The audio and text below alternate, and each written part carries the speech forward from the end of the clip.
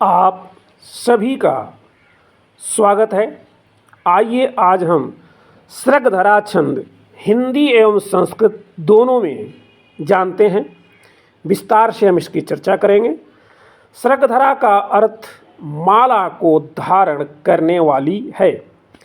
इस छंद में कवि अपनी बात को सृग अर्थात माला रूप में विस्तार के साथ कहता है।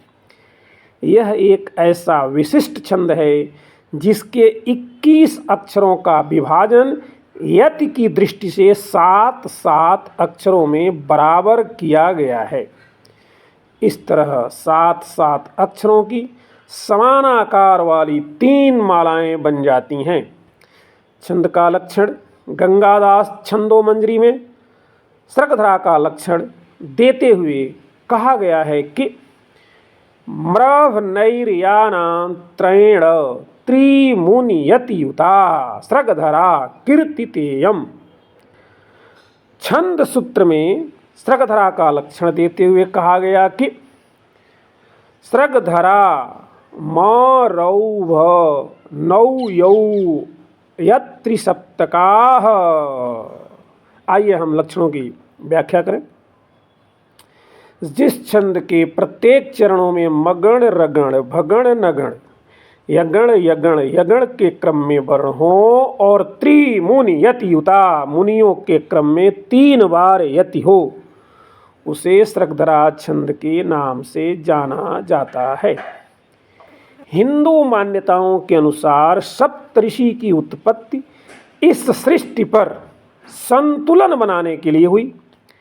उनका काम धर्म और मर्यादा की रक्षा करना और संसार के सभी कामों को सुचारू रूप से होने देना है। सप्तऋषि अपनी तपस्या से संसार में सुख और शांति कायम करते हैं। सप्तऋषियों के नाम हैं कश्यप, अत्रि, वशिष्ठ, विश्वामित्र, गौतम, जमदग्नि और भारद्वाज। इन 7 ऋषियों को सप्तऋषि कहा जाता है।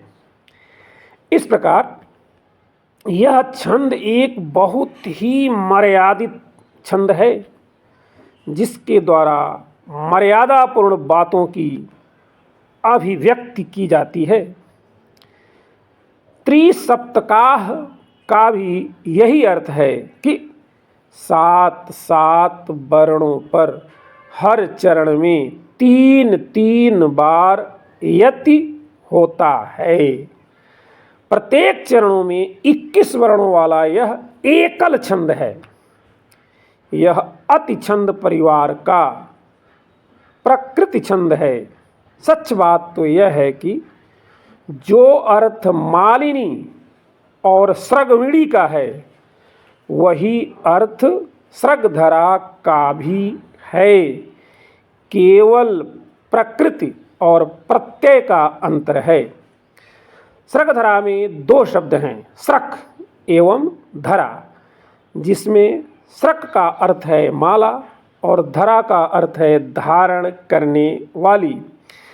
सृगधरा छंद में जब कवि का ढेर सारा अभिप्राय या बहुत लंबे वृत्तांत का वर्णन करना होता है या प्रभुत अर्थ को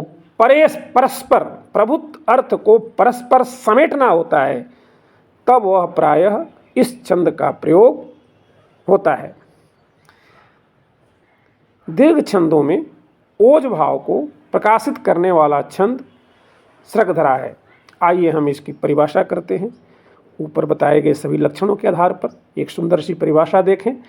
जिस छंद के प्रत्येक चरणों में मगण रगण भगण नगण यगण यगण यगण के क्रम में अर्थात गुरु गुरु गुरु गुरु लघु गुरु गुरु लघु लघु लघु लघु लघु लघु गुरु गुरु लघु गुरु गुरु लघु गुरु गुरु के क्रम में वर्ण हो और 7-7 वर्णों पर हर चरण में 3-3 बार यति हो, उसे सृगधरा छंद कहते हैं। आइए हम इस छंद के उदाहरण देखते हैं।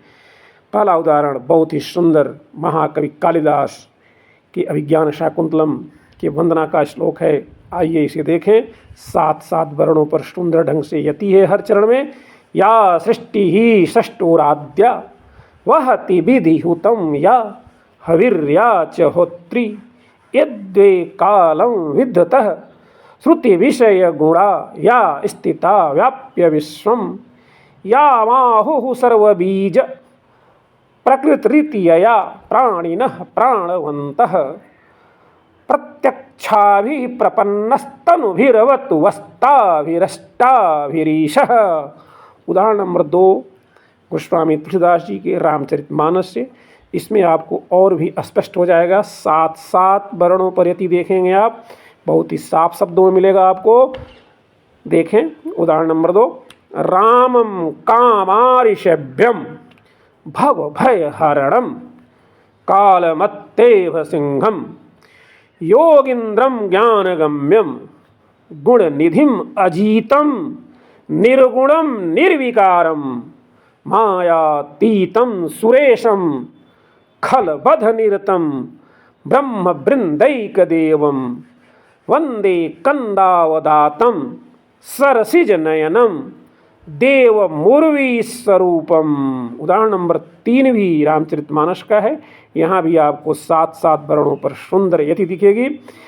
केकी कंठाभनीलम सुरवर विलसद विप्रपादाब्ज चिन्हम शोभाढ्यम पीतवस्त्रम सरसिज नयनम सर्वदा सुप्रसन्नम पाणौ नाराच चापम कपिनिकरयुतम वंधुना शव्यमानम नौमिड्यम जानकीसम रघुवरमनीशम पुष्पकारूढ़ रामम। आइए अब हम हिंदी में इसके बारे में चर्चा करते हैं। हिंदी में भी इस छंद के लक्षण, परिभाषा एवं विवरण संस्कृत की तरह ही हैं, उसमें कोई भी अंतर नहीं है। हमने ऊपर विस्तार से बता दिया है, वही परिभाषा आप हिंदी में लिखें, कोई समस्या नहीं है। आइए हम उदाहरण देखते हैं 7 वर्णों के यति के आधार पर। काशी के आप वासी शुभ यह नगरी मोक्ष की है प्रदायी दैत्यों के नाशकारी त्रिपुर वध किए घोर जो आतताई देवों की पीड़ हारी भयद गरल को कंठ में आप धारे देवों के देव होके परम पद गहा सृष्टि में नाथ न्यारे। देवों के देव होके परम पद गहा सृष्टि में नाथ न्यारे। बहुत ही सुंदर उदाहरण है। आप लोगों को बहुत बहुत धन्यवाद। Thank you.